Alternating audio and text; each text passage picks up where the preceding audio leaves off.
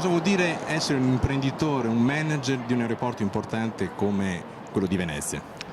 Beh, una grande responsabilità prima di tutto. Gestire un aeroporto significa gestire una realtà complessa dove interagiscono molti soggetti che vanno dalla nostra società alla polizia, a enti di vario genere. È come una piccola città dove ogni giorno passano 20.000 persone con tutte le loro necessità e con tutto quello che questo comporta. In un momento di crisi che attraversa il nostro paese, lei ha dichiarato che a aprile l'aeroporto Marco Polo avrà forse un 15% in più. Com'è possibile tutto questo? È il frutto di una strategia iniziata tanti anni fa, del lavoro di tante persone che ci hanno permesso per esempio quest'anno di stringere due importanti alleanze, una con il gruppo Alitalia e una con la nuova compagnia Volotea. Oltre a tutte quelle che abbiamo, un aeroporto inserito in un contesto importante, noi cerchiamo di ottimizzare le possibilità che abbiamo. In questi giorni si è tenuta proprio all'aeroporto la conferenza stampa del nuovo AD di Alitalia.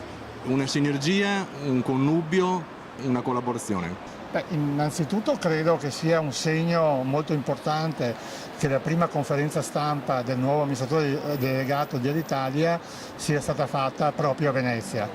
Qualche volta il nostro territorio è stato dimenticato, prevalgono le grandi città, Milano, Roma. Noi stiamo cercando di creare un'eccellenza nel settore aeroportuale, che significa un'eccellenza del territorio, un grande motore per l'occupazione e lo sviluppo del territorio. Credo che un'alleanza come quella che abbiamo fatto con Alitalia e l'interesse che il nuovo amministratore delegato ha dimostrato siano sicuramente di buon auspicio per i risultati futuri. Quanti passeggeri passano all'aeroporto di Venezia? Quest'anno noi faremo 8 milioni e 300 mila passeggeri, che significa 1 milione di passeggeri in più. Inoltre gestiamo anche l'aeroporto di Treviso che ha 2 milioni e mezzo di passeggeri e quindi supereremo per la prima volta i 10 milioni di passeggeri.